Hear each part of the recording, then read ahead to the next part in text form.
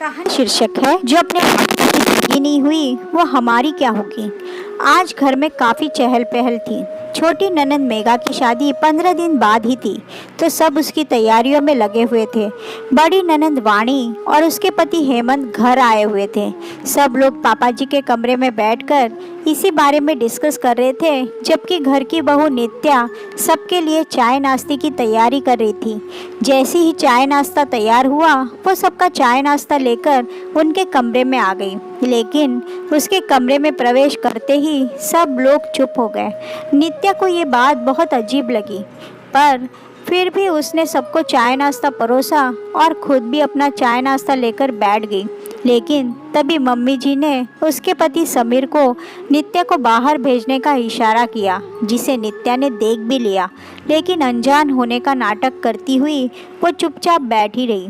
आखिर समीर ने नित्या से कहा, नित्या, हम लोग कुछ ज़रूरी बात कर रहे हैं, प्लीज़ तुम अपने कमरे में जाकर नाश्ता कर लो। नित्या ने प्रश्न भरी नज़रों से समीर की तरफ देखा, जैसे कह रही हो कि मैं भी तो इस घर की सदस्य हूँ, भला मेरे सामने बात क्यों नहीं हो सकती। मुझे भी तो इस घर में क्या चल रहा है वो सब बातें जानने का हक है।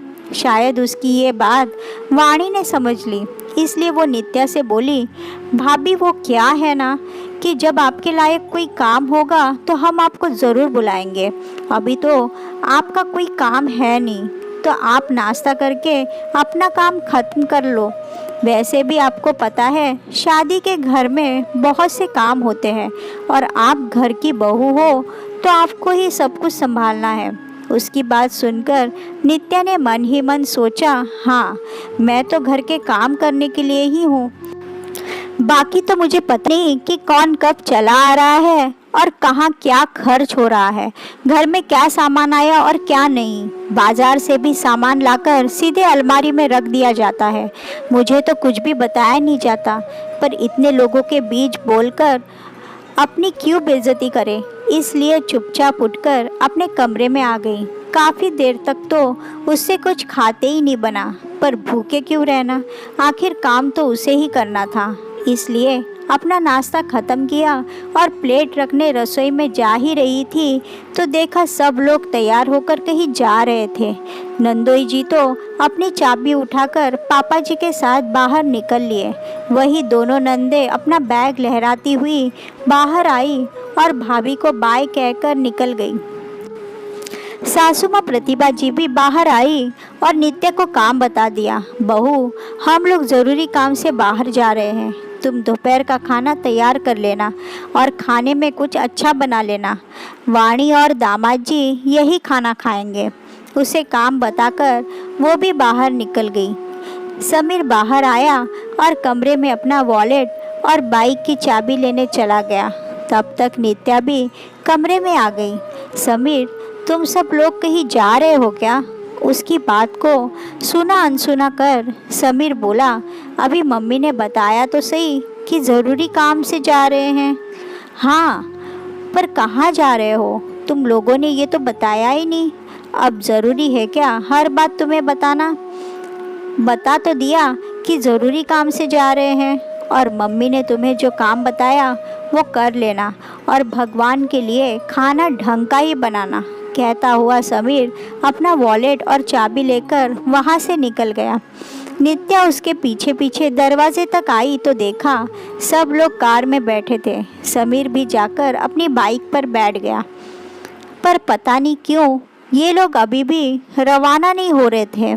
नित्या वही दरवाजे पर खड़ी उन लोगों को देख रही थी। ऐसा लग रहा था जैसे वो लोग किसी का इंतज़ार कर रहे हैं। 10 मिनट बाद उसे घर में काम करने वाली जमुना काकी आती दिखी। उनके आने पर प्रतिभा जी ने उन्हें अपने पास बुलाया और उन्हें कुछ समझाकर वो लोग वहाँ से रवाना हो गए। पीछे पीछे समीर भी रवाना हो गया। जमुना काकी घर में आ गई तो नित्या ने दरवाज़ा बंद किया और आकर सोफे पर निढाल होकर बैठ गई। जमुना काकी अपने काम में लग गई। सबसे पहले उन्होंने प्रतिभा जी के कमरे की सफाई की और फिर बाहर निकलकर उस कमरे के दरवाजे पर ताला लगा दिया। उन्हें ताला लगाता देखकर नित्या ने पूछा, अरे काकी, ताला क्यों लगा रही हो? उसकी बात सुनकर जमुना काकी ने उसकी तरफ देखा और बोली, मैडम ने कहा है कि उनके कमरे की साफ सफाई करके ताला लगा देना। नित्या ने उसके आगे कुछ नहीं कहा, पर उसे हैरानी तब हुई जब जमुना काकी ने चाबी उसे देने की जगह अपनी कमर में खोस ली और घर के बाकी कमरों की सफाई करने लगी। नित्या उसे काम करते देखकर बैठी बैठी सोचने लगी, यही इज्जत है उसकी इस घर में। एक नौकरानी पर भी आंख मूंदकर विश्वास था, पर अपनी बहू पर नहीं। माना कि जमुना काकी यहाँ 10 सालों से काम कर रही है, पर वो भी तो इस घर की इकलौती बहू है। आज नहीं तो कल उसे ही तो सब कुछ संभालना है। खैर, नित्या ने देखा कि जैसे जैसे जमुना काकी सफाई करती जा रही थी, वैसे वैसे सब कमरों पर ताला लगाती जा रही थी। उन्होंने सिर्फ नित्या का कमरा, रसोई और हॉल ही छोड़ा था जहाँ ताला नहीं लगा था। नित्या अभी भी सोफे पर ही बैठी हुई थी कि जमुना काकी अपना काम खत्म कर जाने लगी। तब नित्या ने टोका, काकी आप तो जा रही हो, अब सारे कमरों को ताला लगा दिया तो चाबी भी दे दो, नहीं तो जब वो लोग आएंगे तो दरवाज़ा कैसे खोलेंगे। उसकी बात सुनकर जमुना काकी बोली, माफ़ करना बहू रानी, पर मेम साहब ने मना किया है आपको चाबी देने से। उन्होंने कहा है कि ताला लगाकर चाबी पड़ोस वाली सरला जी को दे देना।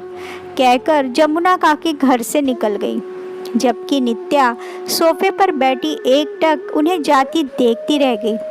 इतना बड़ा अपमान उसे बिल्कुल बर्दाश्त नहीं हो रहा था। उसे अब घर में घुटन सी होने लगी थी। आखिर उसकी गलती क्या थी? बैठे बैठे उसे वो दिन याद हो गया जब वो कॉलेज के फर्स्ट ईयर में थी। वो एक ऐसे परिवार से संबंध रखती थी जहाँ लड़कियों की शिक्षा का कोई मोल नहीं था, जहाँ 10वीं तक पढ़ाई कर ली, बस उसके बाद शादी कर दी जाती थी। पर नित्या के माता पिता ने उसे बड़े अरमानों के साथ अपने परिवार वालों से लड़ झगड़ कर कॉलेज पढ़ने भेजा था। वो चाहते थे कि उनकी बेटी अपने पैरों पर खड़ी हो। वो हमेशा उसे आगे बढ़ता हुआ देखना चाहते थे, इसलिए अपने रूढ़िवादी परिवार के खिलाफ जाकर भी उन्होंने उसे पढ़ाया लिखाया और आगे की शिक्षा के लिए शहर भेजा। गांव के माहौल से निकलकर नित्या पहली बार शहर में आई थी। उसे ये स्वतंत्रता, यहाँ का रहन सहन बहुत भा रहा था। वही कॉलेज में समीर से उसकी मुलाकात हुई थी। वो फाइनल ईयर में था। पहले दोस्ती हुई, फिर प्यार। फाइनल एग्ज़ाम आते आते तो दोनों शादी के सपने बुनने लगे थे। समीर का तो वैसे भी आगे पढ़ने का मन नहीं था। उसे तो वैसे भी अपने पापा का बिजनेस संभालना था, इसलिए उसके लिए ग्रेजुएट होना ही बड़ी बात थी। लेकिन इधर नित्या पर समीर के प्यार का ऐसा खुमार चढ़ा था कि उसे ये तक समझ नहीं आ रहा था कि उसके माता पिता पर क्या बीतेगी। उसका एक कदम उसके घर में आने वाली हर एक लड़की की शिक्षा को रोक देगा। समीर ने उसे सपने भी ऐसे ही दिखाए थे। वो तो अक्सर उससे यही कहता था, आखिर इतना पढ़कर तुम्हें कौन सा नौकरी करनी है? अरे तुम तो एक बिजनेस फैमिली में जा रही हो। हमारे यहाँ तो नौकर चाकर काम करते हैं। तुम्हें तो वैसे भी शादी के बाद ऐश ही करना है। नित्या धीरे धीरे उसकी बातों में आने लगी थी। गांव में पली बड़ी लड़की को शहर के ऐशो आराम अपनी ओर खींचने लगे थे। उसे समीर पर अपने से ज़्यादा विश्वास हो चला था, पर वो जानती थी कि उसके माता पिता शादी के लिए तैयार नहीं होंगे। तैयार तो इधर समीर के माता पिता भी नहीं थे। आखिर नित्या उनके स्टैंडर्ड से मैच भी नहीं खाती थी, तो उन्होंने भी समीर को शादी के लिए मना कर दिया। लेकिन समीर तो नित्या के साथ शादी की जिद पर अड़ा हुआ था। उधर पता नहीं गांव में कैसे नित्या के माता पिता को पता चल गया और वो उसे वहां से वापस गांव ले गए। पर कहते हैं ना, प्यार की खुमारी सब कुछ करवा देती है। एक रात नित्या सबको नींद में सोता हुआ छोड़कर गांव से भाग आई, पर गांव से आने के लिए उसके पास पैसे नहीं थे, तो आते समय अपनी माँ की अलमारी में से सोने के गहने और पैसे चुरा लाई। समीर तो उससे शादी करने के लिए वैसे भी तैयार था, तो तो दोनों ने मंदिर में जाकर शादी कर ली। पर समीर के माता पिता ने तो शुरू में उन्हें अपनाने से इनकार कर दिया। तो उन सोने के गहनों को बेचकर उन्होंने अपने रहने खाने पीने की व्यवस्था की। जब तक प्यार का खुमार था और जेब में पैसे थे, तब तक समीर भी उसकी हाँ में हाँ मिलाता था। लेकिन धीरे धीरे जब प्यार का खुमार उतरा और जेब में पैसे कम हो गए, तो दोनों को आटे दाल के भाव का पता चल गया। दोनों में तू में होने लगी। लेकिन दोनों की समस्या ज़्यादा दिन नहीं रही, क्योंकि समीर अपने माता पिता का अकेला बेटा था, बाकी तो दोनों बेटियां थीं। बुढ़ापे में बेटा ही सब कुछ संभालेगा, ये सोचकर कुछ दिनों बाद वो खुद समीर को लेने आ गए और मजबूरन उन्हें नित्या को भी अपनाना पड़ा। अब तो नित्या को भी लग रहा था कि सचमुच ज़िंदगी ऐशो आराम से कटेगी, पर असल ज़िंदगी की शुरुआत अब हुई थी। ससुराल में रहना भी कोई मामूली बात नहीं है। नित्या का सामना अब ससुराल वालों से हो रहा था। कहाँ तो घर में नौकर चाकर काम करते थे, अब ले दे करके एक जमुना काकी रह गई, जो भी घर की साफ सफाई के लिए आती थी। बाकी रसोई का सारा काम नित्या के हिस्से में डाल दिया गया। अब तो समीर भी पूरी तरह से अपने माता पिता के कहे में रहता था। नित्या के हिस्से सिर्फ जिम्मेदारी आई थी, उसे कोई अधिकार नहीं दिया गया था। आज उसे पछतावा होता था कि क्यों उसने अपने ही पैरों पर कुल्हाड़ी मार ली। अपने माता पिता का दिल दुखाकर वो यहाँ कहाँ खुश है। खैर, जब उसकी तंद्रा टूटी तो उठकर रसोई में गई और खाने की तैयारी कर दी। इन्हीं सब में दोपहर के 3 बज गए। तब तक सब लोग घर आ गए। समीर पड़ोस वाली सरला जी के यहाँ से चाबियाँ ले आया। हमेशा की तरह सामान सीधे प्रतिभा जी के कमरे में गया। अभी सब लोग सामान के साथ प्रतिभा जी के कमरे में ही थे कि नित्या उन लोगों को खाने के लिए बुलाने आई। उस समय मेघा अपने सोने के गहने पहनकर दिखा रही थी, जिसकी शॉपिंग शायद आज ही की गई थी। एकदम से नित्या को वहां देखकर उसने फटाफट ज्वेलरी निकालकर बैग में रख दी। वही प्रतिभा जी नित्या को देखकर बिगड़ते हुए बोली, बहू, तुम्हें बिल्कुल तमीज़ नहीं है कि किसी के कमरे में कैसे जाया जाता है। तुम यहाँ मेरे कमरे में क्या कर रही हो? अचानक प्रतिभा जी के सवाल से हड़बड़ाती हुई नित्या बोली, जी मैं वो दरअसल आपको खाने के लिए बुलाने आई थी। उसकी बात सुनकर समीर नाराज होते हुए बोला, खाना क्या भाग कर जा रहा था? आकर खा तो रहे थे। यूँ एकदम से मम्मी के कमरे में आने की हिम्मत कैसे हुई? समीर ने जिस तरीके से दुत्कारते हुए नित्या से कहा, उसे नित्या बिल्कुल बर्दाश्त नहीं कर पाई। उसकी आंखों में आंसू आ गए और वो बोली, ये आप मुझसे किस तरह से बात कर रहे हैं? मैं भी तो इसी घर की सदस्य हूँ। मैं भला इस कमरे में क्यों नहीं आ सकती? नहीं आ सकती तुम मेरे कमरे में। मुझे नहीं पसंद है तुम्हारा यहाँ आना। यहाँ सारा कीमती सामान रखा होता है।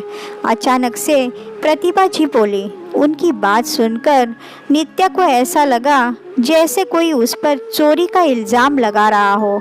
उसने भी प्रतिभा जी के सामने आते हुए कहा, आपको मुझसे ज़्यादा जमुना काकी पर विश्वास है, जबकि मैं आपके घर की बहू हूँ। मैं घर में मौजूद थी, फिर भी आपने जमुना काकी से कमरों को ताला लगवाया और चाबी सरला आंटी के घर पर दे दी। आपको मुझ पर रत्ती पर भी भरोसा नहीं है। हाँ, नहीं है मुझे तुझ पर भरोसा। भला हम तुझ पर भरोसा क्यों करें? अरे, जो अपने माँ बाप की सगी नहीं हुई, वो हमारी क्या सगी होगी? तू तो तेरे ही माँ के गहने चुरा कर ले आई थी, फिर तेरा क्या भरोसा हो कि तू हमारे गहने नहीं चुराएगी? प्रतिभा जी ने आज दिल की भड़ास मुंह पर निकाल ही दी। सुनकर नित्या बिल्कुल हैरान रह गई। उसे ऐसा लगा जैसे किसी ने आईने के सामने खड़ा कर उसे नंगा कर दिया हो। अपनी इस प्रतिबिंब को तो वो देख भी नहीं पा रही थी और ना ही कुछ कह पा रही थी, इसलिए अपने आंसू लेकर कमरे के बाहर निकल गई और अपने कमरे में जाकर बैठ गई। आज सचमुच उसके माता पिता का चेहरा उसे याद आ रहा था। उनके विश्वास को तोड़कर आज जो कुछ उसे मिल रहा था, शायद वो उसी के लायक थी। आखिर रात ही हो गई। सबने अपना खाना बनाकर खा पी लिया, लेकिन नित्या को किसी ने कहा भी नहीं। आज उसे पता चल रहा था कि उसकी वैल्यू क्या है। शिक्षा उसके पास थी नहीं, फर्स्ट ईयर के एग्ज़ाम दिए ही नहीं थे, पर फिर भी अपने स्वाभिमान को मारकर जीना नहीं चाहती थी। इसलिए उसने अपनी शिक्षा को पूरी करने की ठानी। जानती थी कि घर में कोई भी पैसा नहीं देगा, इसलिए उसने दूसरे दिन एक छोटे स्कूल में नौकरी के लिए अप्लाई किया। भला एक 12वीं पास लड़की को क्यों नौकरी मिले, पर फिर भी डेमो के बाद प्री प्राइमरी टीचर की जॉब उसे दे दी गई। सैलरी सिर्फ 5,000 रुपये। पहले तो घर में कोई इस बात के लिए तैयार नहीं था, लेकिन 6-7 घंटे के लिए कम से कम नित्या से छुटकारा मिलेगा, ये सोचकर ही प्रतिभा जी ने हाँ कर दी। अब अपनी सैलरी से ही उसने फॉर्म भरा और अपनी आगे की शिक्षा शुरू की। आखिर अथक परिश्रम और समय के साथ उसने अपनी शिक्षा भी पूरी की और अच्छी जगह पर नौकरी पर भी लग गई। इस बीच को एक बेटी की माँ भी बनी। धीरे धीरे घर वालों ने भी उसे स्वीकार कर लिया, लेकिन आज भी मन का एक कोना खाली था। कई बार कोशिश भी की कि माता पिता से बात करने की, लेकिन पिता ने ये कहकर दुत्कार दिया कि तेरा साया भी मैं अपने घर पर नहीं पड़ने दूंगा। इसलिए इस दुत्कार को अपनी ज़िंदगी का हिस्सा मानकर वो अपनी ज़िंदगी जीती रही।